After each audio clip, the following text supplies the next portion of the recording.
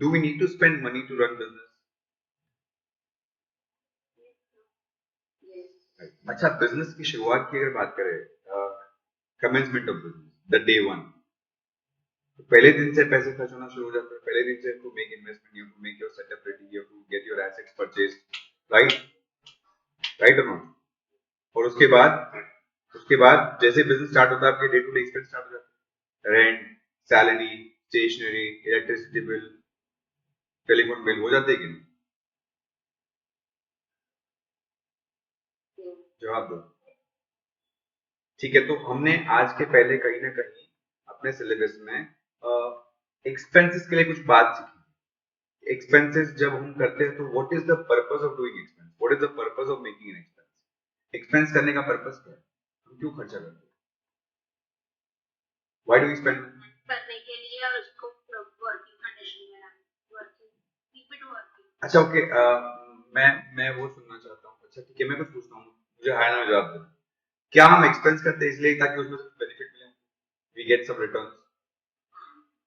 अगर हम रेंट पे करते हैं तुमको क्या मिलता है, किसी का प्रेमाइसेस यूज करने मिलता है। अगर हम टेलीफोन बिल पे करते हैं तुमको टेलीफोन सर्विस यूज करने मिलता है। अगर हम इलेक्ट्रिसिटी बिल पे करते हैं तुमको इलेक्ट्रिसिटी यूज करने मिलता है। अगर हम सैलरी पे करते हैं तो हम किसी से काम करा के ले सकते हैं।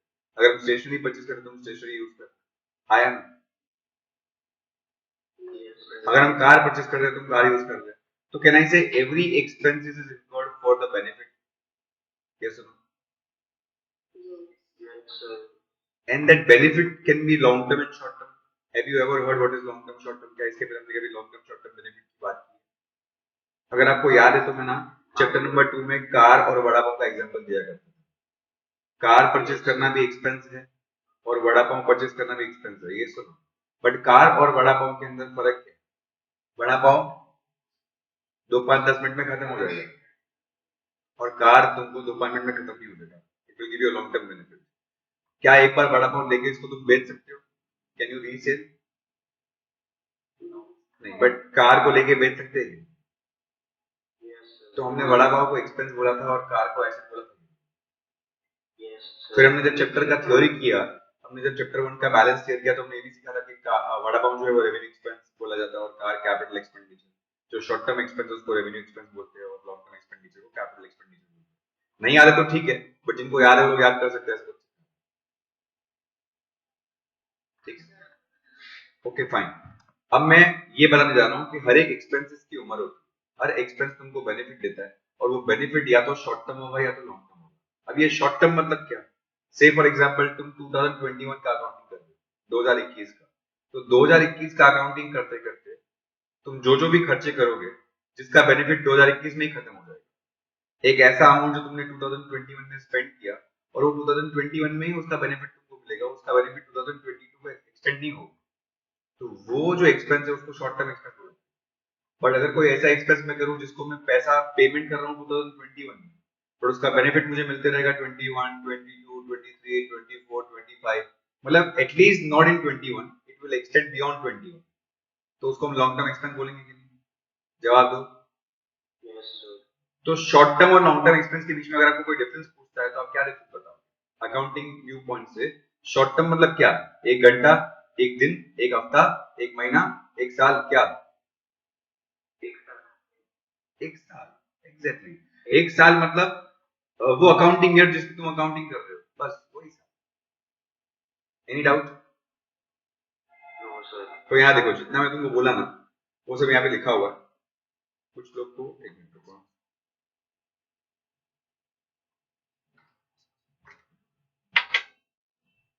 एक सेकंड रुको, हाँ ठीक है। Can you read this? Every business organization needs to spend money or incur money to start and run the business. Business start करने के लिए भी पैसे चाहिए और run करने के लिए भी. And expenses incurred to get some benefit in return. Agreed or not?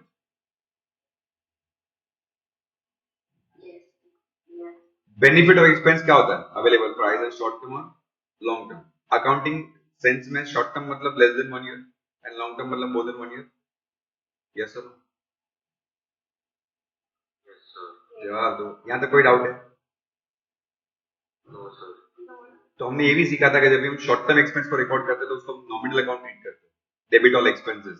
और हम जब लॉन्ग टर्म एक्सपेंस को ट्रीट करते हैं तो हम रियल अकाउंट का रूल अप्लाई करते हैं, debit what comes in when you buy machinery, furniture, yes or no? तो कैन आई से ये जो शॉर्ट टर्म की मैं बात कर रहा था वो नॉमिनल अकाउंट थे, और ये जो लॉन्ग टर्म की बात कर रहा था वो सब रियल अकाउंट थे, कि नहीं? यहाँ देखो क्या दिख रहा है तुमको स्क्रीन पे? हाँ, बिजनेस जो शॉर्ट टर्म एक्सपेंस करेगा या बिजनेस लॉन्ग टर्म एक्सपेंस करेगा? शॉर्ट टर्म एक्सपेंस का एग्जांपल क्या लिखा है? हाँ, स्टेशनरी शॉर्ट टर्म है कि लॉन्ग टर्म है? तो बताओ, तुम खुद ही बताओ। हाँ, लेंगे और तुरंत खत्म कर देंगे उसको, ज्यादा चलेगा नहीं लंबा। बट फर्नीचर परचेज एग्जैक्टली, तो शॉर्ट टर्म का बेनिफिट क्या बताया था? एग्जॉस्ट हो जाएगा, वो फिनिश हो जाएगा, वो खत्म हो जाएगा 1 साल के अंदर। और long term beyond 1 year extend होगा कि नहीं? अब मुझे बताओ, अगर ये एक्सपेंस 1 साल के अंदर खत्म हो जाएगा, ये जो शॉर्ट टर्म एक्सपेंस अगर वो 1 साल के अंदर फिनिश हो जाएगा, तो वो जितना भी हम खर्च करेंगे वो पूरा का पूरा एक्सपेंस हुआ कि नहीं? बट मुझे यहाँ पे एक चीज बताना, अभी मैं कुछ नया नया बता रहा हूँ। अगर मैं अगर मैं अगर मैं एक मिनट में कुछ लिखने की ट्राई करूँ।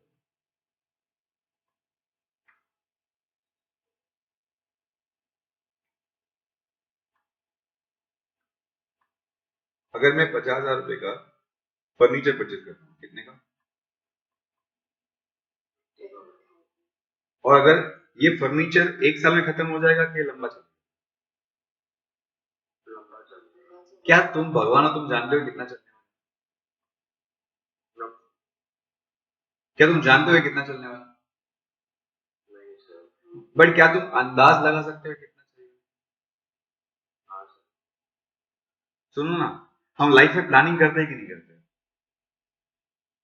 हम लाइफ में प्लानिंग करते हैं कि नहीं करते? 1 साल बाद की, 2 साल बाद की, 5 साल बाद की, करते कि नहीं करते? कल किसी ने देखा है दुनिया में क्या होने वाला है, कौन कौन बचेगा कौन नहीं बचेगा? फिर भी हम करते हैं कि नहीं? Irrespective of what is going to happen tomorrow, we all know future is uncertain, but we still plan keeping certainties in mind, right? Because life has to be normal. हम assumptions normal लेंगे, कल क्या हो सकता है, कुछ भी हो सकता है, बट कल कुछ नहीं होगा ऐसा मान के ही चलेंगे ना, कोई भी प्लानिंग करेंगे।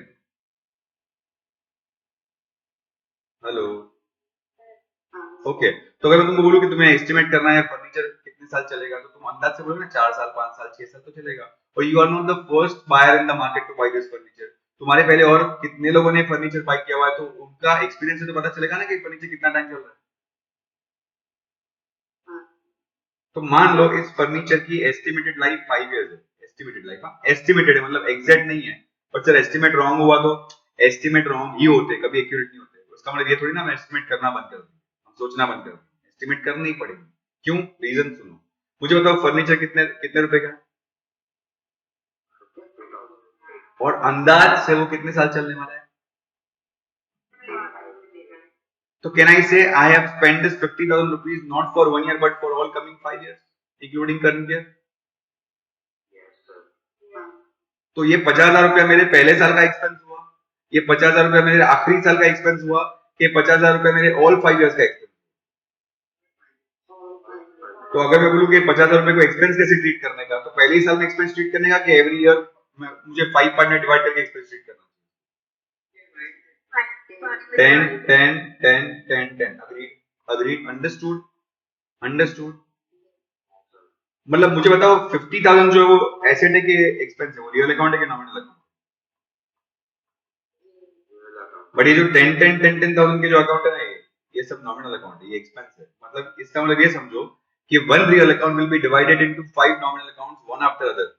मतलब पहले साल में 50 में से 10,000 नॉमिनल अकाउंट में जाएगा, तो रियल अकाउंट में 40,000 बचेगा। फिर वापस 10,000 चला जाएगा तो रियल अकाउंट में 30 बचेगा। फिर वापस 10,000 चला जाएगा तो रियल अकाउंट में 20 बचेगा। फिर वापस 10 जाएगा तो रियल अकाउंट में 10 बचेगा। और फिर वापस 10 जाएगा तो रियल अकाउंट 0 होके पूरा नॉमिनल अकाउंट हो जाएगा। इसका मतलब ये हुआ कि फर्नीचर भले लेते टाइम एसेट है, बट एक नया दिन उसका भी तो अंत है ना, हर किसी चीज का एंड है। तो फर्नीचर का भी एंड है, तो one day it has to turn into a nominal account और अ स्क्रैप और जीरो वैल्यू थी। तो वो एक साथ जीरो नहीं होगा, वो धीमे धीमे करके जीरो होगा। मेरी बात समझ रहे हो?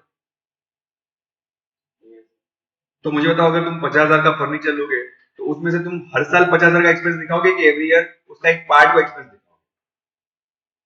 एक पार्ट को और वो एक्सपेंस को बुक्स ऑफ अकाउंट में लिखा जाएगा with the name of depreciation. Your topic जो मैं तुमको स्टार्ट करने जा रहा हूँ, अभी तक मैंने डेप्रिसिएशन पढ़ाना शुरू नहीं किया। I just wanted to tell you what is depreciation. हमने ये टर्म को पहले शॉर्टकट में डिस्कस किया था, इतना डिटेल में नहीं, बट आज हम पहली बार इतना डिटेल में इसको डिस्कस कर रहे हैं। आई होप यहाँ तक की डिस्कशन तुमको समझ में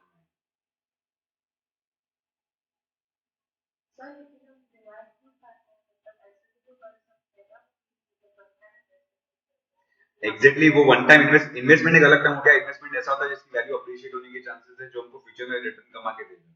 ये इन्वेस्टमेंट नहीं है, ये एक्सपेंडिचर है, कैपिटल एक्सपेंडिचर एसेट के फॉर्म में ही है। इसको बेचना चाहे तो बेच सकते हैं, बट हम इसको बेचने के लिए नहीं खरीद रहे। हम लेने के टाइम पे ये इंटेंशन रख रहे हैं कि इसको हम पूरा पूरा घसीट लेंगे, उसको हम पूरा रगड़ देंगे, उसको हम पूरा यूज कर लेंगे। तो बाय द टाइम हम उसको यूज करके छोड़ेंगे तब तक उसकी वैल्यू जीरो हो जाएगी, हमको पता है। नहीं समझना मैं क्या बोल रहा हूँ? तुम अगर कोई गोल्ड चेन लोगे ना बेटा, तो उसको तुम फिनिश नहीं कर सकते, उसकी वैल्यू कभी जीरो नहीं होगी, राइट? बट अगर तुम कोई वॉच लोगे या तुम कोई फोन लोगे या तुम कोई एसेसरीज परचेज करोगे, तुमको पता है ना it has to come down to zero. बस वही फर्क है, ये यूटिलिटी है। Furniture is something which you are going to use in the business, and whenever you use something which is going to finish day by day, ये एक ऐसा asset है जो जैसे तुम उसको यूज करोगे उसकी वैल्यू बढ़ने वाली नहीं है, वो और सुंदर नहीं दिखेगा दिन ब दिन, वो दिन ब दिन खत्म होते जाएगा। इस ऐसे एसेट्स को बोलते हैं डेप्रिशिएबल एसेट, जो धीमे धीमे डेप्रिशिएट होते हैं। मुझे बताओ फर्नीचर एक साथ खत्म हो जाएगा कि धीमे धीमे खत्म? इसलिए इसको ग्रेजुअल डिक्रीज बोलते हैं, स्लो एंड कंटिन्यूअस। अंडरस्टूड? तुम में जितने भी लोग मुझे सुन रहे हो, एक जन को भी डाउट है मैं क्या बोल रहा हूँ उसके बारे में? मैंने क्या बताया, फर्नीचर कोई भी छोटा मोटा एक्सपेंस करेंगे तो उसको उसी साल का एक्सपेंस ट्रीट करेंगे। 2021 में स्टेशनरी लेंगे तो वो 2021 का ही एक्सपेंस हुआ, बट 2021 में फर्नीचर लेंगे जो 5 साल चलने वाला है, तो उसको एक साथ 2021 में एक्सपेंस करके दिखाएंगे कि पार्टीशिपेट करेंगे, उसके पार्ट को एक्सपेंस दिखाएंगे।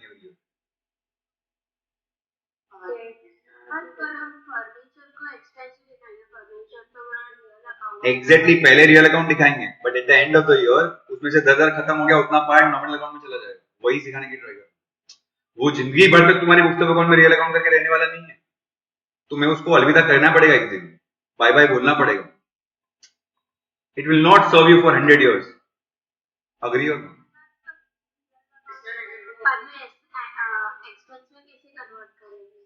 सर हर रियल अकाउंट 99% एक्सपेंस में कन्वर्ट होता है। एक हर रियल अकाउंट जो तुम परचेज करते हो वो तुम्हारे साथ जिंदगी भर रहता है कि वो खत्म होता है। तुम मशीनरी ले लो, फर्नीचर ले लो, कंप्यूटर ले लो, लाइटिंग ले लो, फिटिंग ले लो, ये सब। जैसे मेरे क्लास में बेंचेस पड़े हैं, वो क्या मुझे आने वाले 100 साल तक, आने वाले 50 साल तक सर्व करेंगे कि 5-6 साल में नए लेने पड़ेंगे? व्हाइट बोर्ड मेरे क्लास में वो नया लेना पड़ेगा, कंप्यूटर मेरे क्लास में वो नया लेना पड़ेगा, एयर कंडीशन लगाया वो नया लेना पड़ेगा, प्रोजेक्टर जो लगाया वो नया लेना पड़ेगा, जिस कैमरा से तुम्हारे सामने बोल रहा हूँ वो भी नया लेना पड़ेगा, जो जो सेटअप से मैं भी यूज कर रहा हूँ लेक्चर लेने के लिए वो भी नया लेना पड़ेगा। खत्म होगा कि नहीं? वो सारे रियल अकाउंट है मेरे लिए, बट कितना टाइम चलेंगे? तो कभी ना कभी तो बुक्स ऑफ अकाउंट को बताना पड़ेगा ना कि जो एसेट था वो भी खत्म हो गया, वो एक्सपेंस हो गया, तो उसको एक साथ दिखाएंगे कि धीमे धीमे करके दिखाएंगे? उसी की डिस्कशन चल रही है। खुशी है सवाल आपका था, आपको समझा?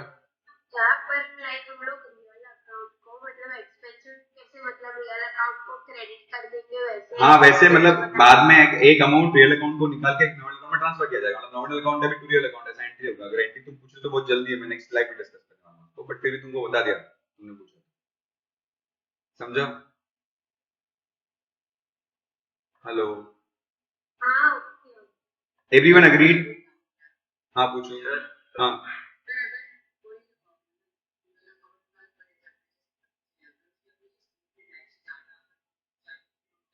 तो कुछ नहीं करेंगे ना, तुम 5 साल में एक्सपेंस दिखा दिया और 6th ईयर को अभी भी फर्नीचर यूज करने जैसा तो करो ना, फिर डेप्रिसिएट बुक में तो ऑलरेडी वो जीरो हो चुका है। मैंने तो पहले ही बोला था एस्टिमेशन कभी राइट नहीं होगा, वो आगे पीछे होगा, 5 साल की जगह 4 साल में खत्म हो सकता है।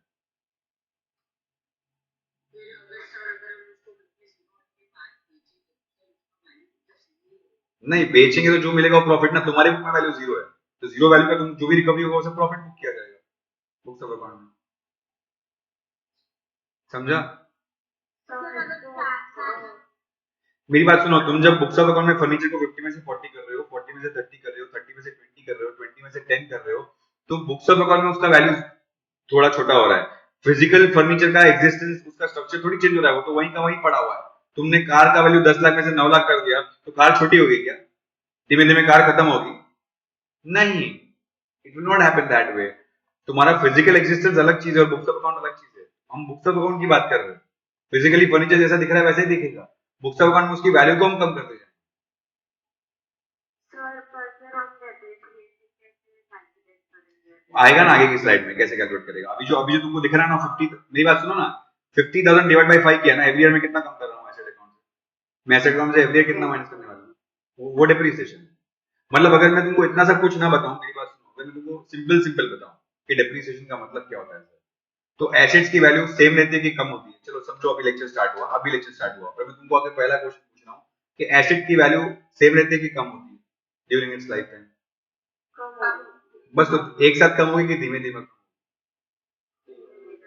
बस वो धीमे धीमे जितनी कम होगी उसको हम डेप्रिसिएशन बोलते हैं। कितना सिंपल था एक्सप्लेन करना मेरे लिए। But I am not taking this easy way, because ये सच नहीं है पूरा, ये ऊपर ऊपर का सच है। सच वो है जो मैंने तुमको बताया, वो कॉन्सेप्ट कि एक एक्सपेंस अगर हम करते हैं जिसका उम्र 1 साल से ज्यादा है, तो उसको मैं पहले एसेट दिखा के धीमे धीमे कम करके एक्सपेंस लाना पड़ेगा। उसको एक साथ एक्सपेंस नहीं दिखा। अगर ये समझ में नहीं आया। और अगर सपोज आपने कार का एग्जांपल लिया, तो जब हम लोग ने ऐसा आपने बोला कि 9 लाख डेप्रिसिएशन हो गया हम लोग का 1 लाख, हाँ। और अगर we have to get it directly, तो फिर वापस उसका वैल्यू बढ़ जाएगा ना? नहीं, रिपेयरिंग, ये तो तुमको सिखा था ना, यूज करने के बाद जो भी खर्चे करते हो कार अकाउंट में थोड़ी डेबिट होते हो, तो रिपेयर्स मेंटेनेंस, ये तो सिखा था। हाँ। अग्रीड, हाँ बोलो। हाँ, मतलब देखो 4 साल में मैंने फर्नीचर यूज किया और वो पूरा बिगड़ गया, तो 10,000 जो बचेगा ना, लाइक वो हमारा वैल्यू रहेगा। नहीं बता रहा हूँ 10,000, नहीं बता रहा हूँ 10,000 जो तुम बता रहे हो ना, 50,000 का फर्नीचर तुमने 10 10 10 10 करके 4 साल यूज किया, तो तुम्हारे बुक में उसका वैल्यू कितना दिखा रहा है? तुम्हारे बुक में उसका वैल्यू कितना दिखा रहा है? 10,000। बट तुम उसको जब बेचोगे तो 10 में नहीं बेच सकते, या 10 से ऊपर या 10 से नीचे बेचोगे, तो फिर वो जो आएगा वो WDV तुमको जनरेटरी सिखाता है इसका, तो फिर वो है ना, मतलब बेचने की कंडीशन में नहीं, मतलब तो पूरा उसको बिगड़ फेंक गया देंगे। तो नहीं, हाँ तो वो मतलब, 10,000 लॉस। हाँ तो 4th ईयर में एक्स्ट्रा लॉस बुक होगा 10,000। आवाज नहीं आया। मतलब 4th ईयर में एक्स्ट्रा लॉस बुक होगा 10,000, एडिशनल लॉस बुक होगा, क्योंकि तुमने एस्टिमेशन रॉन्ग किया था ना। तुमने एस्टिमेशन 5 साल की जगह 4 साल हो गया, मतलब तुम्हारी फर्नीचर 4 ईयर ही चली और तुमने सोचा था 5 साल चलेगी, तो अगर कम चली तो इतना एक्स्ट्रा लॉस होगा लास्ट ईयर। वो एस्टिमेशन तुम सही नहीं कर सकते, उसका परिणाम है, वो तो होता है सबकी एक सब अकाउंट में, कोई नई बात नहीं है। तुम जो बोल रहे हो स्वाभाविक है, नॉर्मल है। मतलब तुम लोग सारे वो क्वेश्चन पूछ रहे हो जो भी मैं डिस्कस करने वाला हूँ इस स्लाइड में, मतलब आगे वाले पार्ट ऑफ टॉपिक में। अभी तो मुझे तुमको इस स्लाइड में से सिर्फ इतना समझाना है कि पूरी एसेट्स को एक साथ कम करेंगे या धीमे धीमे कम करेंगे, या पार्ट ऑफ एसेट कम करेंगे। तो वो पार्ट जो कम होगा उसको हम डेप्रिसिएशन बोलेंगे। इतना ही समझाने का मुझे, इतना समझो। हाँ। देखो नीचे क्या लिखा है, देखो देखो नीचे क्या लिखा है। लॉन्ग टर्म एक्सपेंस जो फर्नीचर है जिसका benefit more than 1 year expense होता है, वो expense for more than 1 year है। Therefore only part of amount, part of entire amount treated as expense for the year on the basis of estimated life। मतलब तुमने सोचा ना 5 साल estimated life है, और उस पार्ट को क्या बोलते हैं हम? उस पार्ट को हम क्या बोलते हैं? उस पार्ट को हम क्या बोलते हैं? तुमको ये पूरा पेज समझ में आया? ये पेज में कोई डाउट है? तुम्हारे एडिशनल डाउट में सॉल्व करूंगा जो तुम्हारे मन में ख्याल आ रहे हो, बट ये पेज में जो लिखा है उसमें तुमको कोई डाउट है?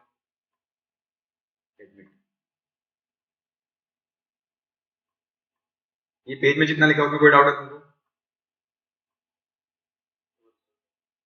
एनीवन? नेक्स्ट स्लाइड पे जाओ, नेक्स्ट स्लाइड पे जाओ। तो मुझे बताओ, इस साल में जब हम ईयर के एंड में प्रॉफिट ढूंढेंगे, तो प्रॉफिट ढूंढने का फॉर्मूला क्या है? Income minus expense. अग्रीड और नॉट? तो एक्सपेंस में क्या काउंट किया जाएगा? एक्सपेंस में नॉमिनल अकाउंट काउंट किया जाएगा और रियल अकाउंट का पूरा पार्ट, एक पार्ट। तो देखो नीचे क्या लिखा है, तो expenses include all short term expenses plus part of long term expenses allocated to current year.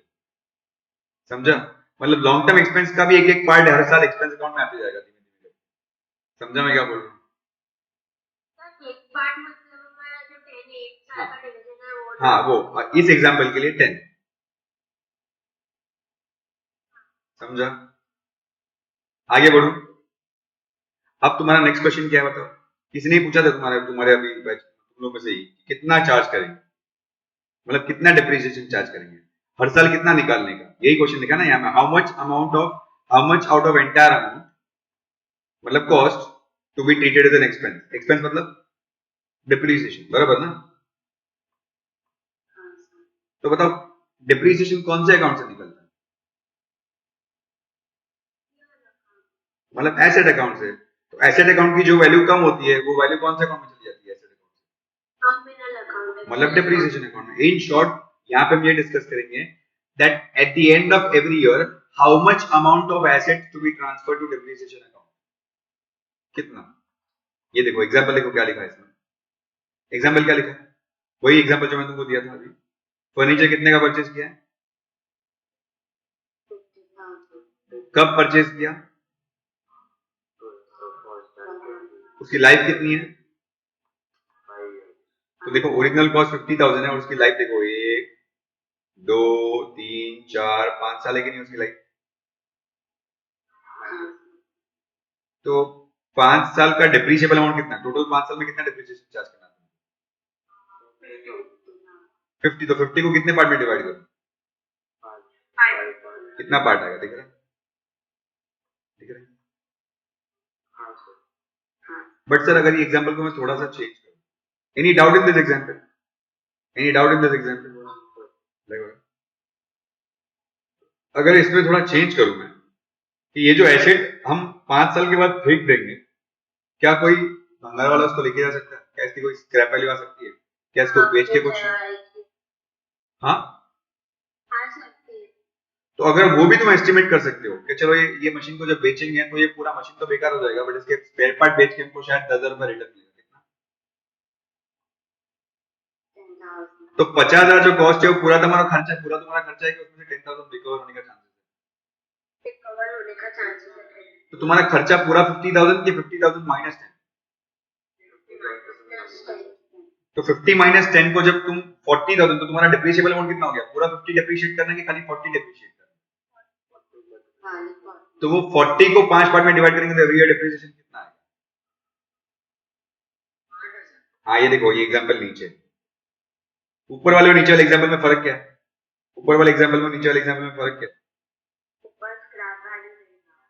यहाँ पे स्क्रैप वैल्यू है तो देखो ये ओरिजिनल कॉस्ट है और 5 साल बाद उसकी स्क्रैप वैल्यू भी है 10,000, तो डिप्रिशिएबल अमाउंट कितना हो गया, कैसे मिला 40। हाँ उसका 5 पार्ट्स कर दो, ये कितना है। सर हमको नहीं समझ आया क्या बोल रहे, समझा गया। तो एक्चुअली ऊपर वाला कंप्लीट नहीं, नीचे वाला कंप्लीट है। ऊपर वाले में स्क्रैप वैल्यू नहीं था बट पहले ऐसे ही समझा दिया विदाउट स्क्रैप वैल्यू, नीचे वाला स्क्रैप वैल्यू है। तो मुझे तो फॉर्मूला क्या आ गया, बोलो।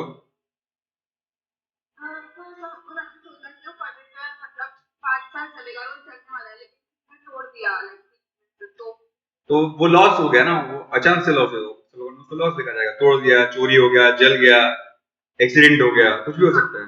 हमने सीखे थे ना entry, loss by fire, loss by theft. हाँ देखो बेटा तुम 50,000 के फर्नीचर में से एवरी 10,000 माइनस कर दो। देखो यहाँ पे देखो तुम्हारे सवाल का जवाब, तो पहले साल तुमने 10 माइनस किया तो कितना बचा फर्नीचर अकाउंट में, फिर और 10 माइनस हो गया तो तुम्हारे फर्नीचर अकाउंट में कितना बचा।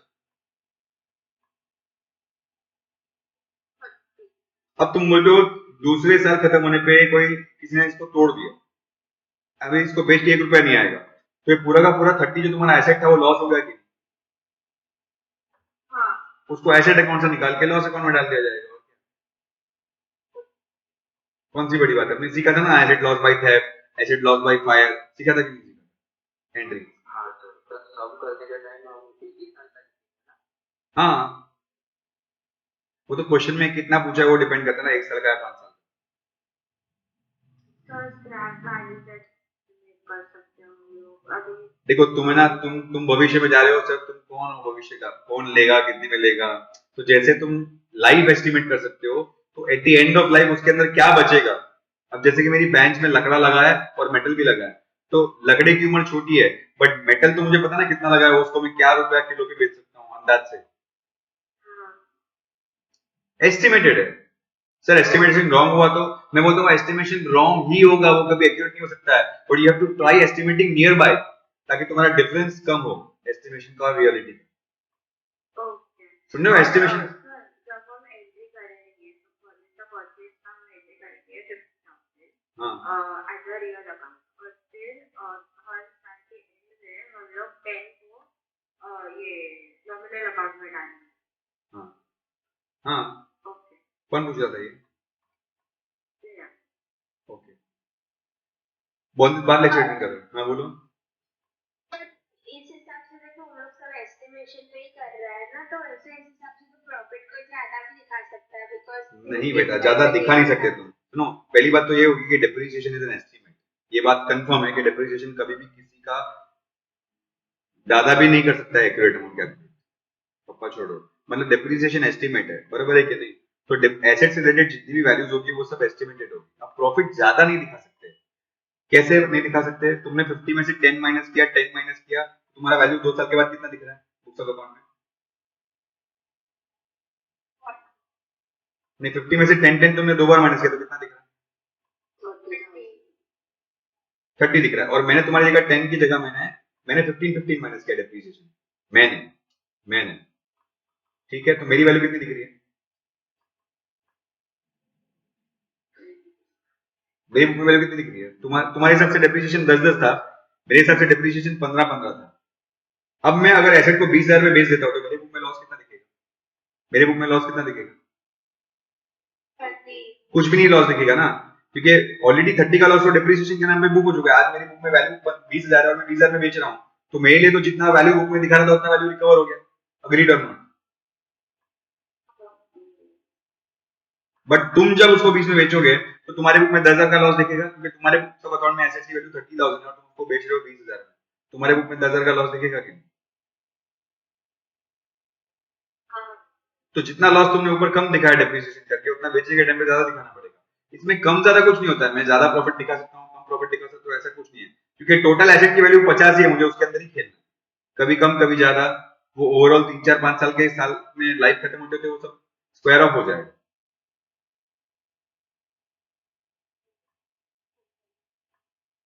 कुछ ज्यादा ही भयंकर डाउट आ रहा है। अच्छा, बाकी सब लोग जिनको ये डाउट आ रहे हैं वो सब सुनना, मतलब तुम लोग अपने ट्रैक पे रहना प्लीज। मतलब तुम लोग को अगर डाउट आता ना कि यार सर क्या क्या कौन सी दुनिया की बातें कर रहे हैं, तुमको स्लाइड देखने का, स्लाइड में जो लिखा है तुमको समझ में आया तो तुमको सब समझ में आया। बाकी सबके एक्स्ट्रा डाउट सॉल्व करने दो मुझे, जो लोग को जो पूछना है। या तो कोई डाउट है? एनीवन? स्लाइड 1 स्लाइड 2 में कोई डाउट है? नो। अब सुनो मैं क्या बोल रहा हूँ, अब सब में क्या लिखा है, क्या लिखा है? क्वेश्चन मतलब वो प्रीवियस स्लाइड में 8,000 था ना, तो हम लोग 32,000 बचेगा ना अमाउंट, 50 में से 8,000 नहीं डिडक्ट करेंगे ना। 50 में से 80 डेट होगा, 50 में से, क्योंकि एसेट की परचेज पे तो तुम जब परचेज का एंट्री पास करोगे उस अकाउंट में तो एंट्री क्या होगा, asset account debit to cash bank 50,000, right? हाँ। तो 50 में से 888888 माइनस करके फिफ्थ ईयर के एंड में एसेट की बुक में 10,000 वैल्यू बचेगा, स्क्रैप वैल्यू।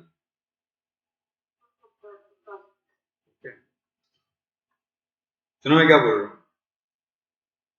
हूँ, मुझे बताओ यहाँ पे मैंने डेप्रिसिएशन को एवरी ईयर इक्वल डिवाइड किया है? जितना पहले साल का डेप्रिसिएशन है उतना ही सेकंड ईयर का डेप्रिसिएशन।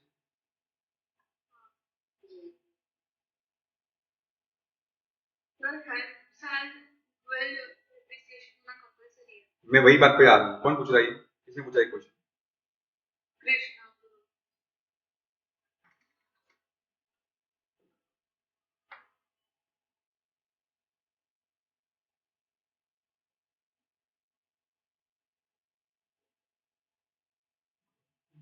हाँ सुनो मैं क्या बोल रहा हूँ, यहाँ पे तुमने एवरी ईयर 10,000 का डेप्रिसिएशन चार्ज किया, देखो तो जरा, बाकी सब निकाल देता हूँ। कृष्णा ने पूछा कि एवरी ईयर 10,000 डेप्रिसिएशन होना जरूरी है। ये भी डिपेंड करता है कि एसेट का नेचर क्या है। तुम अगर समझते हो कि एसेट जब पहले साल में थी तो भी जैसा काम कर रही थी वैसा सेम एसेट ने लास्ट ईयर तक काम किया। अब बताओ मेरे क्लास में जो बेंचेस लगे वो बेंचेस ने पहले साल जो काम दिया वही उसके आखिरी साल में काम दिया होगा कि पहले साल में वो ज्यादा अच्छा काम दे रही थी। अब बेंच एक ऐसी एसेट है उसमें क्या ही फर्क पड़ जाता है। पहले भी वो 3 लोग को ही बैठाती थी और आखिरी साल में उसमें 3 लोग को ही बैठा ना एक बेंच पे, कि नहीं? बट अगर मैं किसी मशीनरी की बात करूं, अगर मैं किसी मशीनरी की बात करूं तो can you agree with me कि मशीनरी जो पहले साल में प्रोडक्शन दे रही थी धीमे धीमे उसका प्रोडक्शन कम होता गया, है ना? जैसे देखो ना, जैसे कोई इंसान बूढ़ा होता है तो उसकी ताकत कम होती है, तो मशीन भी तो बूढ़ी होती है, कोई एसेट भी तो उसकी उम्र होती है तब वो उतना काम नहीं देगी जितना पहले साल में दे रही देगी क्या? तो ऐसी परिस्थिति में लोग क्या करते हैं? यहाँ पे तुमने क्या किया था? देखो यहाँ पे तुमने क्या किया था, 50,000 का डेप्रिसिएशन को तुमने एवरी ईयर कैसे स्प्रेड किया था? इक्वली स्प्रेड किया था ना 50,000 को। बट मैं इसको ऐसे भी स्प्रेड कर सकता हूँ, 50 में से पहले यहाँ पे 10 है तो यहाँ पे 12, 11, 9, 8 ऐसे कुछ भी कर सकता हूँ। मतलब आई कैन स्प्रेड 50,000 इन सच अ वे कि पहले साल में डेप्रिसिएशन ज्यादा है और लास्ट साल में डेप्रिसिएशन कम है। It can happen this way. हो सकता है कि नहीं? पहले साल में तो डेप्रिसिएशन ज्यादा हुआ तभी तो एफिशिएंसी मैक्सिमम। इसलिए बोल रहा हूँ कि तभी बेनिफिट ज्यादा मिला, तो तभी उसने इनकम ज्यादा कमा के दिया। तो जब उसने इनकम ज्यादा कमा के दिया तो उसका खर्चा भी उस साल में मैं ज्यादा लिखूंगा ना, स्प्रेड उसी हिसाब से करूंगा।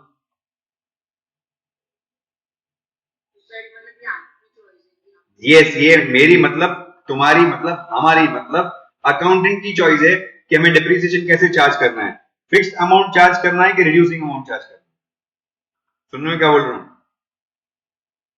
सर पर मैं वही पूछ रही हूँ मतलब फर्स्ट ईयर में मतलब अकाउंटेंट का दिमाग में क्या आया कि like charge charge the maximum depreciation. देखो ऐसा है कि एक्सपेंसेस जो होता है ना, एक्सपेंसेस उसको इनकम से बेटर मैच किया जाता है। मतलब इनकम के सामने एक्सपेंस लिखेंगे तो ही तो डिफरेंस प्रॉफिट आएगा कि, बताओ? तो जिस साल में मशीन ने ज्यादा इनकम दी उस साल में उसने एक्सपेंस भी ज्यादा दिया, ऐसा लिखेंगे। मतलब अगर अगर हम उल्टा करेंगे तो मशीन जब धीमे धीमे बेचारी वीक होती जाएगी और जब लास्ट टाइम वो कम इनकम देंगी तो उसके ऊपर ज्यादा डिप्रिसिएशन का बर्डन आएगा, तो लॉस। और ज्यादा आएगा। हाँ, मतलब यूं समझो कि तुम्हारे घर में जो जवान इंसान है वो इनकम ज्यादा कमाता है तो उसके ऊपर एक्सपेंस का भी बर्डन ज्यादा होगा। जैसे जैसे इंसान बूढ़ा होगा इनकम कम होगी तो उसके ऊपर एक्सपेंस का भी बर्डन कम डालेंगे। बैलेंस।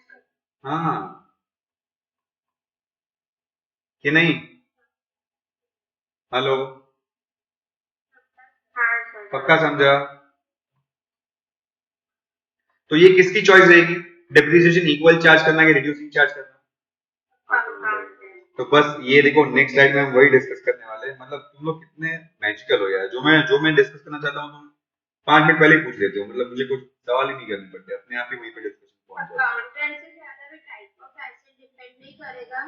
टाइप ऑफ एसेट को देख बेटा, टाइप ऑफ अकाउंट जब डिसीजन लेगा तो टाइप ऑफ एसेट देख के डिसीजन लेगा ना कि ये एसेट कौन सा टाइप का है।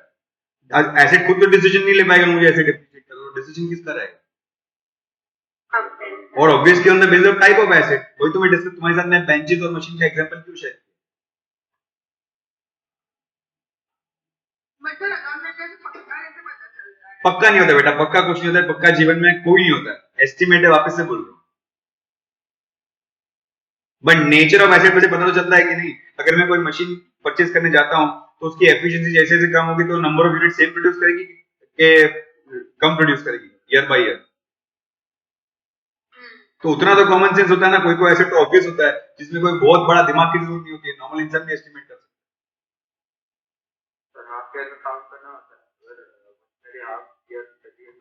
हाफ ईयर का नहीं, 15 दिन का भी काउंट करेंगे, रुक जाओ, आगे सब आएगा, पहले कॉन्सेप्ट सीख लो, कैलकुलेशन आएगा आगे। हेलो,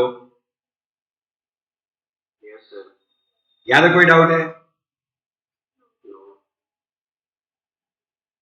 आर यू श्योर ये कॉन्सेप्ट समझा तुम लोग को? पक्का? आगे बढ़ते हैं। मैंने क्या बताया अभी, मेथड्स तो कितने मेथड बताए डेफिनेशन कैलकुलेट करने के। एक मेथड में क्या था, फिक्स्ड अमाउंट था, और दूसरी मेथड में क्या था, तो देखो उसका नाम पढ़ लो, पहली वाली मेथड का नाम क्या है? अब पूछो स्ट्रेट लाइन मेथड नाम कहां से आया, पूछो। सर लाइन जब आता है लाइन वर्ड, तो लाइन क्या होता है? ग्राफ होता है। कहां पे होता है? ग्राफ पे होता है। तो अगर मैं नीचे ईयर्स लिख रहा हूँ और इधर में अमाउंट ऑफ डिप्रिसिएशन लिख रहा हूँ, तो पहले साल का डिप्रिसिएशन कितना है? पहले साल का डिप्रिसिएशन 10, दूसरे साल का डिप्रिसिएशन भी 10, तीसरे साल का डिप्रिसिएशन भी 10, चौथे साल का डिप्रिसिएशन भी 10, पांचवें साल का डिप्रिसिएशन भी 10। अगर ये सारे पॉइंट को मैं ज्वाइन कर दूं तो एक स्ट्रेट लाइन बनेगा कि नहीं? बट अगर मैं रिड्यूसिंग बैलेंस मेथड की बात करूं तो धीमे धीमे से कम हो जाएगा, स्ट्रेट लाइन नहीं बनेगा रिड्यूसिंग बैलेंस मेथड में डिप्रिसिएशन। तो ये इसीलिए इसको कौन सा मेथड बोला? नाम देखो नाम। मैं तो सिर्फ बताने चाह रहा हूँ स्ट्रेट लाइन वर्ड कहां से आया। अरे पागल, समझा कि नहीं स्ट्रेट लाइन किसलिए बोलते हैं? सर इसका इंस्टॉलमेंट फिक्स है कि रिड्यूसिंग है? बताओ, पहली वाली मेथड का इंस्टॉलमेंट फिक्स है, ठीक है। अब मेरी बात सुनो ना, एक मिनट रुको, तीसरा नंबर पढ़ो, पहले राइट हैंड साइड पे चले जाओ। रिड्यूसिंग बैलेंस मेथड और डिमिनिशिंग बैलेंस मेथड, समझ में आया? कम होते जा रहा है डिप्रिसिएशन, कम हो 10 9 8 7, समझा कि नहीं? तो प्रैक्टिकली यहाँ पे देखो, यहाँ पे थर्ड नाम मैं बाद में बताऊंगा थोड़ी देर बाद के थर्ड नाम कहां से पड़ा, नेम नंबर 3 कहां से आया। 2 मिनट रुक जाओ।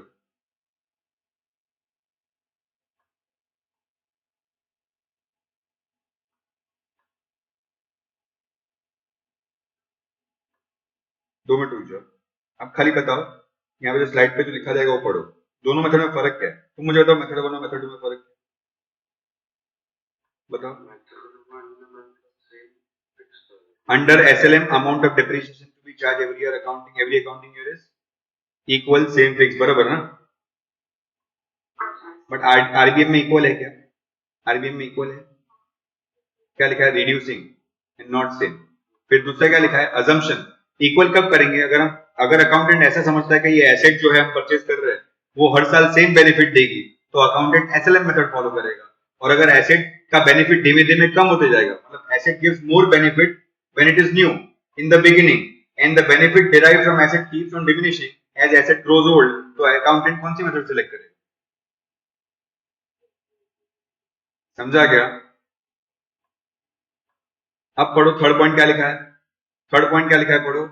Total depreciable amount is divided equally between all the years. तुमको कुछ याद आ रहा है इसके पिछले वाला स्लाइड? टोटल डिप्रिशिएबल अमाउंट जो मतलब 50,000 या 40,000 की बात चल रही है।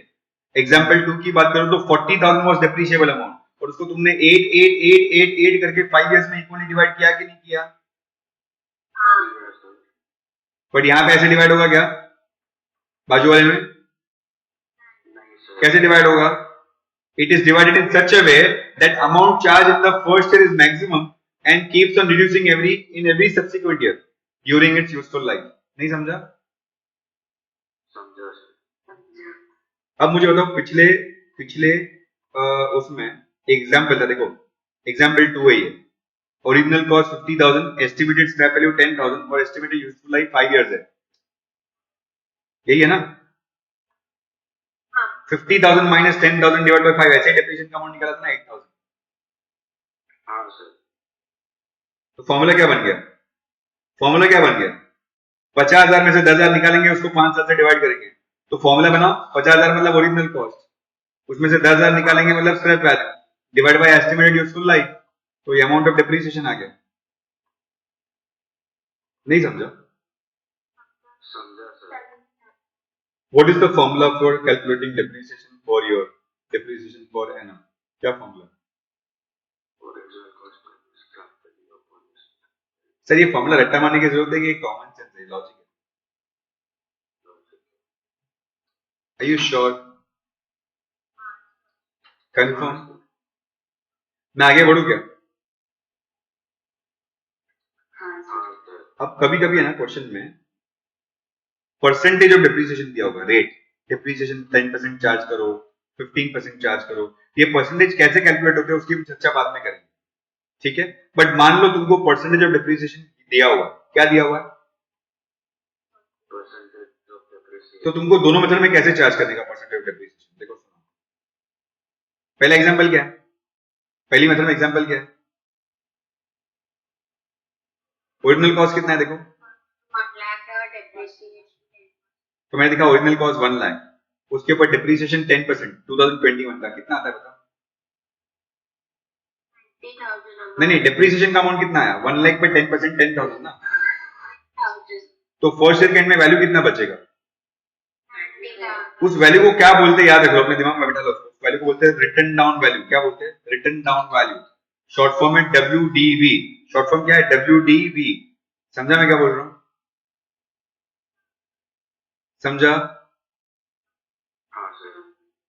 देखो वापस से नेक्स्ट ईयर का डिप्रीशिएशन कितना होगा बताओ 2022 का? 1000 ही रहेगी अब लोग। नहीं 1 लाख पे 10,000, 1 लाख पे 10,000 ये स्ट्रेट लाइन मेथड है ना, स्ट्रेट लाइन मेथड डिप्रीशिएशन का अमाउंट सेम रहेगा 10,000 10,000 10,000 10,000 10,000, बराबर है कि नहीं? तो ईयर कौन सा भी हो, परसेंटेज 1 लाख के ऊपर 10%, तो ये बचेगा 80। वापस कितना डिप्रीशिएशन चार्ज होगा? तो वैल्यू कितना बचेगा? तुम देखो WDV WDV WDV WDV का खाली डेट चेंज हो रहा है। पहली वाली WDV 1122 है, फिर दूसरी वाली WDV 1123 है, फिर 1124। तो WDV की डेट चेंज हो रहा है कि जैसे जैसे करके जब डेप्रिसिएशन चार्ज कर रहे हो उसकी वैल्यू कम होती जा रही है। तो कोई मुझे WDV का मीनिंग बताएगा? कोई WDV का मीनिंग बताएगा कि WDV क्या होता है? अरे सालो मीनिंग पूछ रहा हूँ, फुल फॉर्म नहीं पूछ रहा हूँ। Amount after depreciation। Exactly, amount after depreciation. Depreciation काटने के बाद बुक्स ऑफ अकाउंट में जो दिख रही वैल्यू बची हुई है उसको हम WDV बोलेंगे। यस और नो? अब देखो बाजू में एग्जांपल, ये सेम एग्जांपल को बाजू में सॉल्व करते हैं। Original cost 1 lakh 10% 10,000। तुम देखो दोनों मेथड में फर्स्ट ईयर में कोई चेंज है क्या? बट अभी सेकेंड ईयर से क्या होगा पता है? डिप्रीसिएशन जो 10% लेंगे वो 1 लाख पे नहीं लेंगे, 90 पे लेंगे। तो 10 के बाद क्या आया? 9 आया कि नहीं? 81। फिर वापस 81,000 पे 10%, 8,100, तो बैलेंस बचा 72,900। तुम दोनों में डिफरेंस नोटिस करो, क्या डिफरेंस है दोनों में बताओ?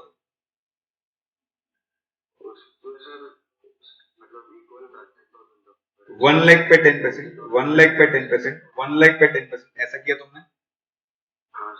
और यहाँ पे क्या किया? 1 लाख पे 10%, फिर 90 पे 10%, फिर तो इसलिए अगर मैं पहली मेथड की बात करूं तो परसेंटेज कौन से किसके ऊपर कैलकुलेट हो रहा है? पहली मेथड में परसेंटेज किसके ऊपर लगा रहे हो, इसलिए उसका नाम ओरिजिनल कॉस्ट मेथड है। और दूसरी मेथड में तुम परसेंटेज किस पे लगा रहे हो, इसलिए उसका नाम रिटर्न डाउन वैल्यू मेथड है। नहीं समझा? अभी तक जितना भी पढ़ा वो याद है तो मैं अभी अभी बकायदा सम सॉल्विंग स्टार्ट कर सकता हूँ, मतलब थोड़ी आगे कुछ सिखा सकता हूँ। सम सॉल्विंग तो नहीं होगा आज, बट कुछ एक्स्ट्रा सिखा सकता हूँ अगर ये समझा है तो। तुम में से किसी को भी लेट हो रहा है क्या कॉलेज कॉलेज के लिए? अभी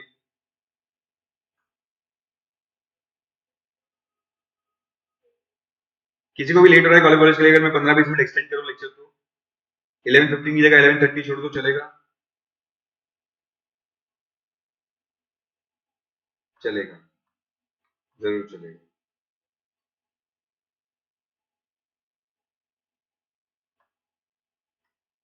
ठीक है, सुनो मैं क्या बोल रहा हूँ, आगे बढ़े।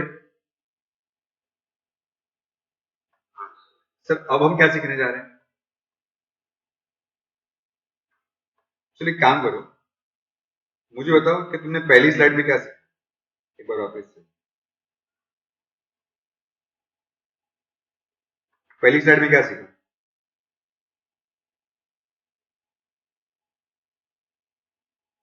याद कर लो। फर्स्ट स्लाइड में क्या सीखा? एक्सपेंस शॉर्ट टर्म भी होते हैं, लॉन्ग टर्म भी होते हैं। शॉर्ट टर्म एक्सपेंस को एक ही बार में एक्सपेंस लिख देते हैं, लॉन्ग टर्म एक्सपेंस को हम धीमे धीमे एक्सपेंस लिखते हैं कि नहीं, और हर साल जो एक्सपेंस लिखा जाएगा उस अमाउंट को क्या बोलेंगे? Part of expense, part of asset को क्या बोलेंगे? डिप्रीसिएशन बोलेंगे, राइट? तो ये तुम्हारी स्लाइड नंबर 2 है। स्लाइड नंबर 2 में तुमने क्या सीखा बताओ?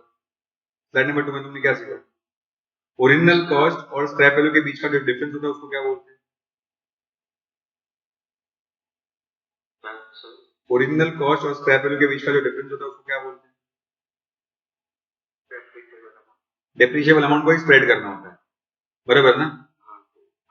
उसी को उसके हर एक पार्ट को डेप्रिसिएशन बोलते हैं, बराबर है कि नहीं? थर्ड स्लाइड में क्या सीखा कि उसको कैसे स्प्रेड किया जाएगा? एवरी ईयर इक्वल स्प्रेड किया जाएगा कि रिड्यूसिंग स्प्रेड किया जाएगा? इक्वल स्प्रेड करेंगे तो मेथड का नाम क्या रहेगा? Straight line method. और रिड्यूसिंग स्प्रेड करेंगे तो रिड्यूसिंग मेथड। ये तुम्हारा स्लाइड नंबर क्या था? 4 3 था, सॉरी।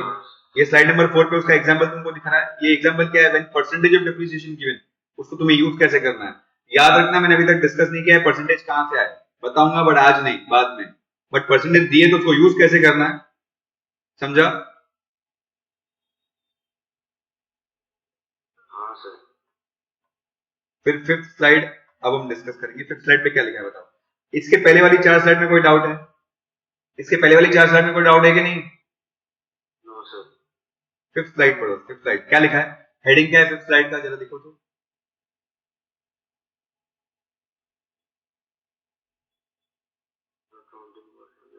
सर अकाउंटिंग मतलब क्या बेटा? जो तुम अब तक कर करके पक गए, जर्नल और लेजर।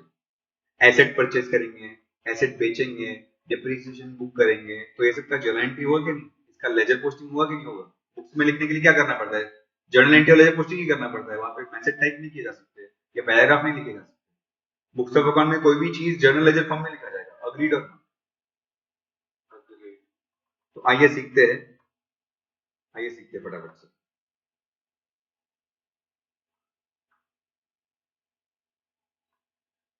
सर ये कौन सा अकाउंट बनाया मैंने?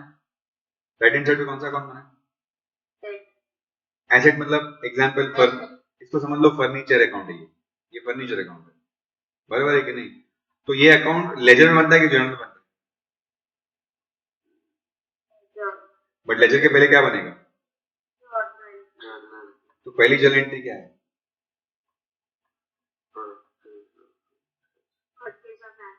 क्या एंट्री तुमने सीखा हुआ है जर्नल एंट्री में? Asset comes in, cash goes out. तो एंट्री क्या आएगा? Asset account debit to cash, या चेक से पेमेंट करेंगे तो टू बैंक, या उधारी में परचेस करेंगे तो टू पार्टी, बराबर ना? इसका लेजर पोस्टिंग कहां पे आएगा? एसेट अकाउंट की डेबिट साइड पे आएगा, क्रेडिट साइड पे? देखो टू कैश बैंक लिखा है कि नहीं? टू कैश बैंक या पार्टी परचेज। हाँ सर। आगे बढ़ू।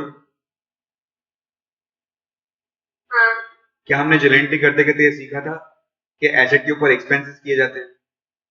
जब एसेट परचेज करते तभी उसकी वैल्यू बढ़ाने के लिए। मैं वो एक्सपेंस की बात कर रहा हूँ जो expenses are paid before asset is put to use. अगर तुमको याद आ रहा था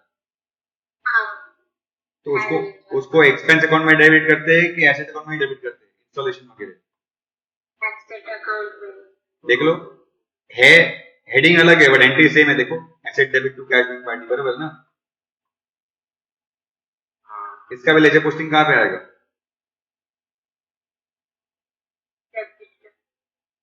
बराबर है। अब मेरी बात बताओ, बताओ एसेट अकाउंट की डेबिट साइड में प्लस हो रहा है कि माइनस हो रहा है? बताओ। प्लस हो रहा है ना? तो डेबिट साइड प्लस साइड है तो क्रेडिट साइड माइनस साइड ऐसे बोल सकता हूँ कि नहीं? एसेट कम्स इन, इन मतलब ऐड, मतलब आ रहा है, जा रहा है तो माइनस, बराबर ना? मतलब डेबिट क्रेडिट को मैं प्लस माइनस बोलूं कि नहीं एसेट अकाउंट? अब मेरी बात सुनना, अब मेरी बात सुनना कि अगर मैं डिप्रिसिएशन चार्ज करूंगा तो एसेट अकाउंट प्लस होगा कि माइनस होगा? तो एसेट अकाउंट में कुछ आएगा कि वहां से कुछ जाएगा? तो एसेट अकाउंट में क्रेडिट इफेक्ट आएगा और डेबिट यहां से, मतलब यहां से डिप्रिसिएशन निकल के जो अकाउंट में जाएगा उस अकाउंट का नाम क्या है? डिप्रिसिएशन अकाउंट है। तो डिप्रिसिएशन चार्ज करने का एंट्री क्या होना चाहिए? डिप्रिसिएशन इज एन एक्सपेंस, वो अकाउंट डेबिट होना चाहिए। और asset goes out, sir asset जाता नहीं है फिजिकली बट तुम्हारे बुक्स ऑफ अकाउंट में से उतनी वैल्यू तो चली गई ना एसेट की। हाँ सर। तो ये देखो डिप्रिसिएशन चार्ज करने का एंट्री क्या आएगा? डिप्रिसिएशन चार्ज करने का एंट्री क्या आएगा? याद रखो ये नया एंट्री, आप तो कभी सीखा नहीं है। ये जो एंट्री इसके पहले नहीं सीखा कभी भी, आज पहली बार सीख रहे।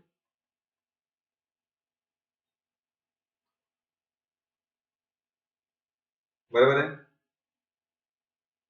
हाँ मतलब मेरे पास बहुत सारे लाइक फर्नीचर है, गाड़ी है, सब कुछ है। तो लाइक सबका डेप्रिसिएशन अकाउंट डेप्रिसिएशन अकाउंट के नाम से ही रहेगा ना? सबका अलग एग्जैक्टली, अलग नहीं बनेगा? नहीं एक ही डेप्रिसिएशन अकाउंट है।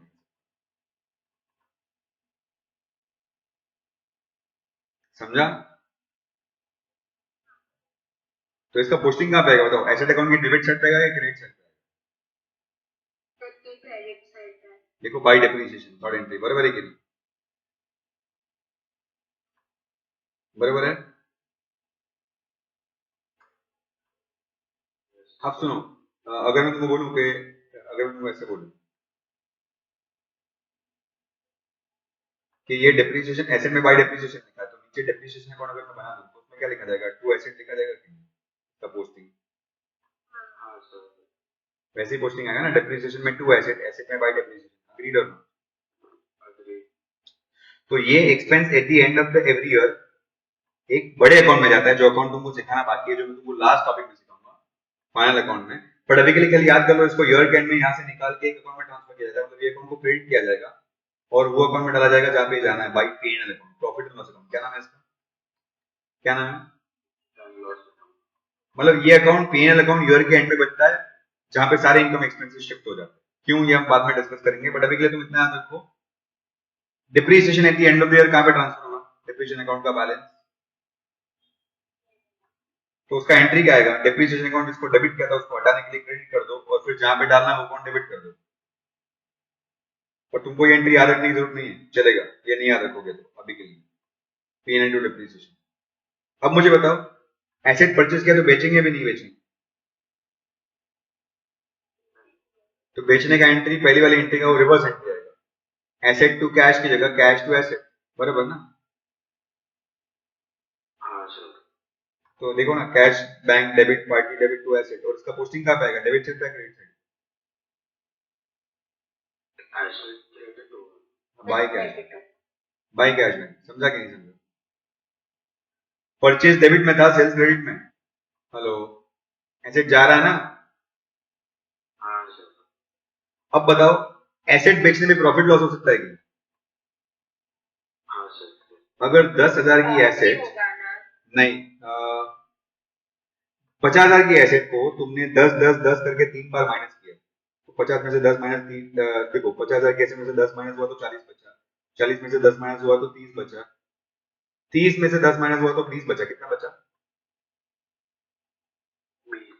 अब ये एसेट को तुम 22,000 में बेच दोगे, कितने बेच दोगे? 22,000। तो यू कैन नॉट क्राई कि आइला 50,000 का एसेट 22 में गया, ये लॉस नहीं है। तुम ऑलरेडी 50,000 के एसेट में से 10 10 10 का लॉस 3 बार निकाल चुके हो, उसका वैल्यू 20, अब 20 की जगह तुमको 22 रिकवर हो रहा है, तो ये 2000 तुम्हारा प्रॉफिट है। मतलब सेलिंग प्राइस की कंपैरिजन ओरिजिनल कॉस्ट से नहीं होगी, सेलिंग प्राइस की कंपैरिजन WDV से होगी, डेप्रिसिएशन काट के जो अमाउंट बचा है उसके साथ तुम्हें सेलिंग प्राइस करके कंपेयर करना।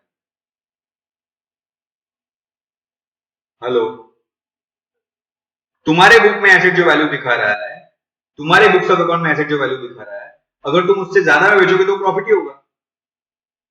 हाँ, तुमने जो बोला सर लॉस ही होगा ना, वो मैं समझा कि जितने में लिया था उतने में नहीं बिकेगा, बट तुमने यूज भी तो किया ना उसको,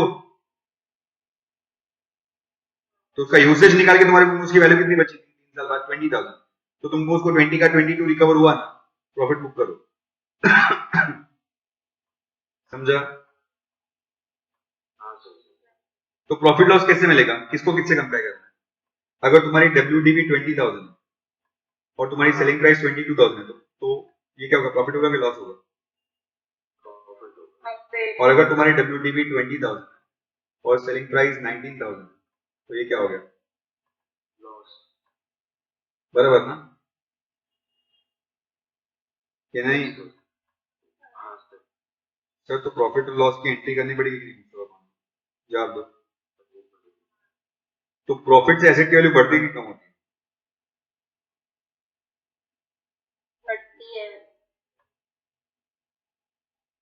प्रॉफिट से एसेट की वैल्यू बढ़ेगी कि कम होगी? बढ़ती। तो प्रॉफिट डेबिट साइड पे लिखा जाएगा ना यहाँ पे, क्या बोलते हो? और लॉस से एसेट की वैल्यू कम होगी तो लॉस क्रेडिट साइड पे लिखा जाएगा, क्या बोलते हो? एसेट अकाउंट, कि नहीं? मतलब ये लिखा जाएगा to profit and loss account या by profit and loss account. In short second effect P&L account जाएगा, कौन से अकाउंट में? वही अकाउंट जो तुमने अभी डेप्रिसिएशन चार्ज में ट्रांसफर किया।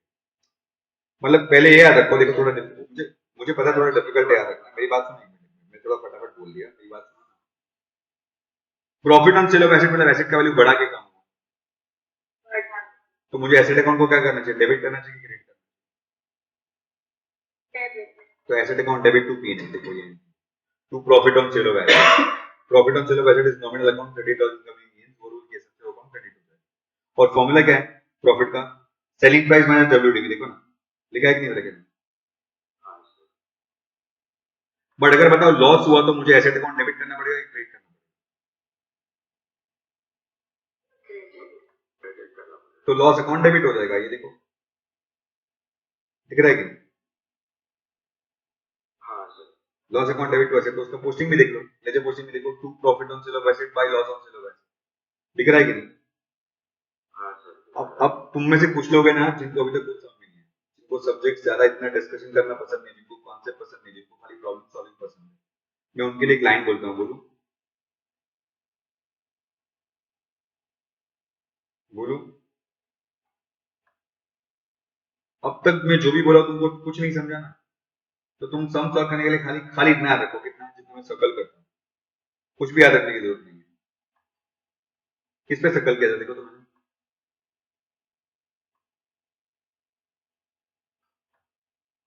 किस पे सर्कल किया?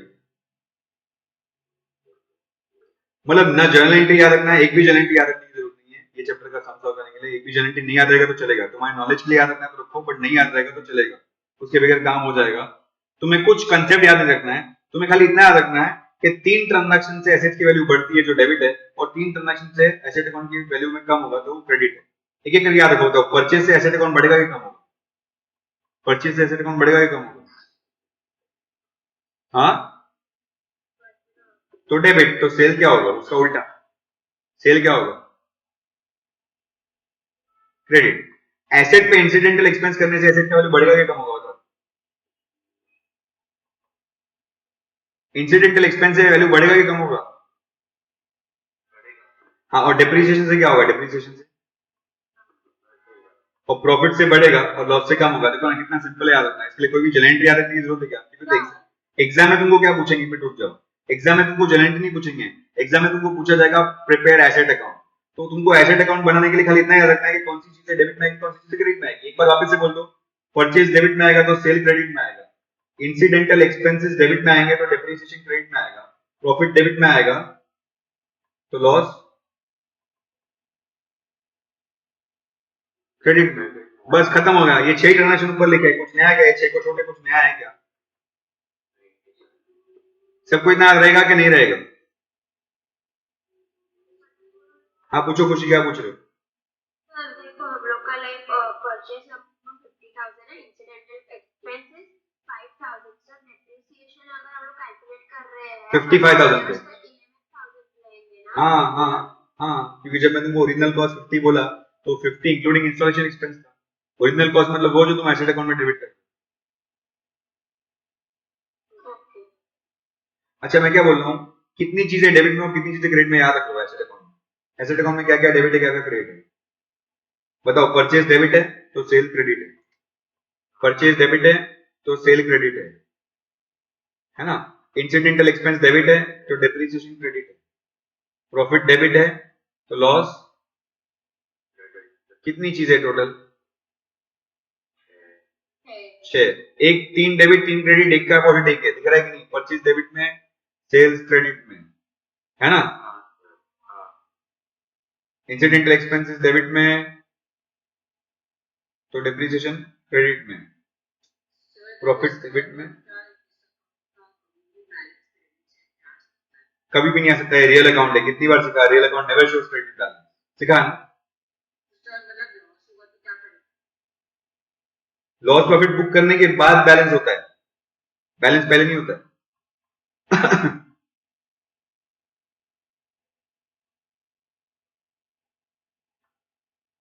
Real account can never show debit credit balance, बताया था ना, out can never be more than इन।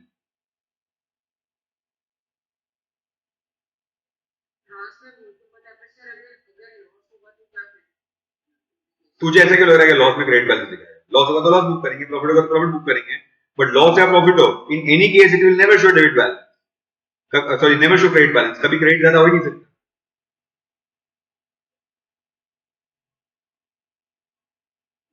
और हाँ हम लोग देखें तो ये अकाउंट हमेशा क्लोज ही होगा ना, क्योंकि देखो 50,000 ये है। बेटा ऐसा है कि एक एसेट को लेके क्लोज हो जाएगा, बट अगर तुम फर्नीचर अकाउंट बना रहे हो तो you will have multiple furniture to be recorded in the same account, तो एक आएगा दूसरा जाएगा वापस नया आएगा, तो ये अकाउंट बंद नहीं हो जाएगा, चलते रहेगा साइकिल की तरह।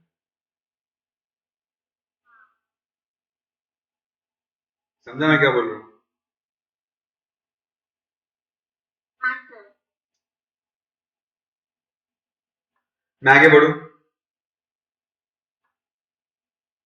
Are you guys ready?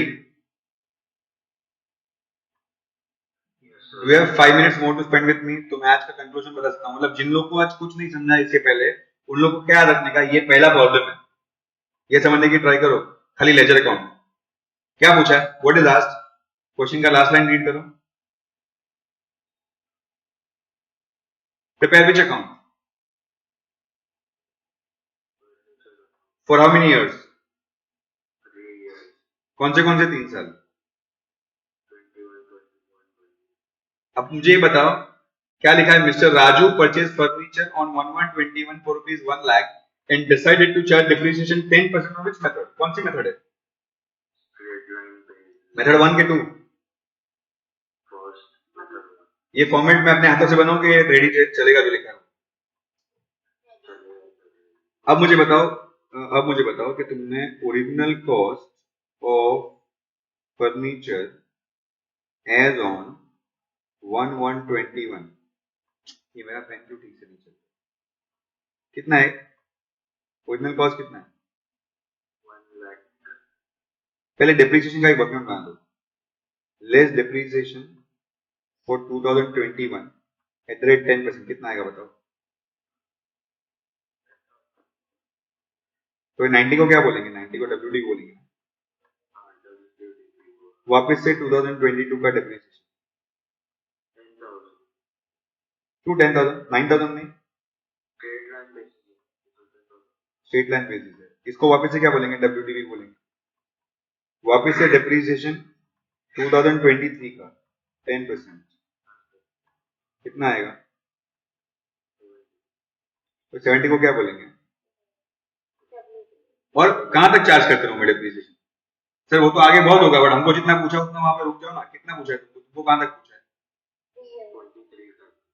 बस तो इतना ही। अब मुझे बताओ पहले साल में फर्नीचर परचेज डेबिट में लिखा जाएगा कि क्रेडिट में लिखा जाएगा? तो मैं डेबिट साइड पे लिख रहा हूँ 1121, डेबिट में क्या लिखूं? टू कैश या बैंक, नॉर्मली लोग बैंक लिखते हैं क्योंकि बड़े बड़े पेमेंट कैश से नहीं होते आजकल दुनिया में, चेक से होते हैं, तो कैश की जगह बैंक लिखेंगे ऐसे assumption बेस पे। ब्रैकेट में क्या लिखूं, ब्रैकेट में किस चीज का पोस्टिंग किया मैंने? वैसे लेजर में नरेशन होता नहीं है, बट यहाँ पे ऐसे ही, बरोबर है? हाँ सर. अब तो पहले साल के एंड में डिप्रिसिएशन चार्ज होगा, तो डिप्रिसिएशन का इफेक्ट डेबिट साइड पे लिखूंगा क्रेडिट साइड पे?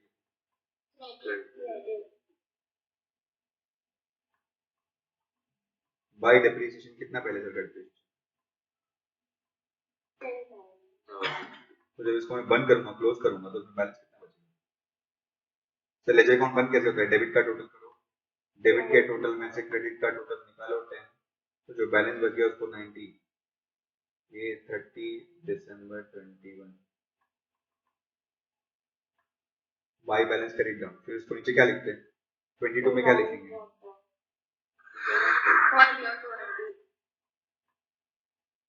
जिनको लेजर आता है उनको ये पता होगा, बरोबर ना कि नहीं? फिर वापस से 22 में डिप्रिसिएशन चार्ज करेंगे तो कहां पे लिखेंगे, डेबिट साइड या क्रेडिट साइड? Credit side. तो 90 में से और 10 निकला, देखो क्रेडिट साइड पे डिप्रिसिएशन। तुमको बस यही याद रखने का, ये याद आ गया तो आगे का सब भूल जाओ, चलेगा। जिनको कॉन्सेप्ट नहीं याद रखना वो लोग सब याद रखो। 90 में से 10 निकालो तो कितना बचा?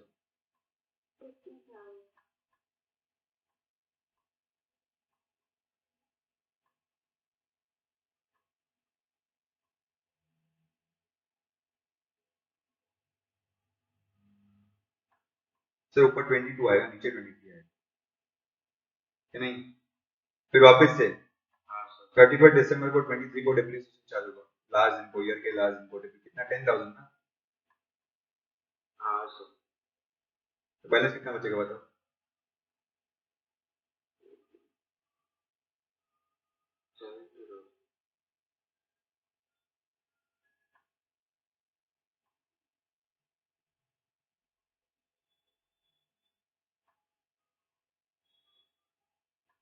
ये समझा कि नहीं समझा? बस आज का जो भी लेसन है यहीं पे समाप्त होता है, मुझे इतना ही सिखाना था तुमको। मतलब हमने कॉन्सेप्ट डिस्कस किया, और जिन लोगों को कॉन्सेप्ट में इंटरेस्ट नहीं है उन लोग के लिए ये जो लास्ट पेज पे किया वो तुमको करने को आना चाहिए। क्या इतना कर पाओगे तुम? हाँ सर। क्या किया मैंने? सबसे पहले कौन सी एंट्री की बताओ? सबसे पहले मैंने कौन सी एंट्री की? सबसे पहले मैंने परचेज की एंट्री की है, टू कैश में, बराबर ना? कि नहीं? फिर नेक्स्ट एंट्री कौन सी की?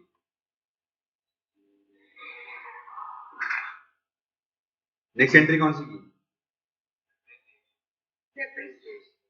सेम साइड पे की अपोजिट साइड पे की डेप्रिसिएशन? अमाउंट कहाँ से लाया? वर्किंग नोट में से लाया ना, पहले से गिन के रखा है, देखो अमाउंट है ना। तो ये जो बैलेंस बचा उसको मैं नीचे लेके गया, नेक्स्ट है बराबर है 90,000 को। वापस से 90 में से कितना डेप्रिसिएशन काटा?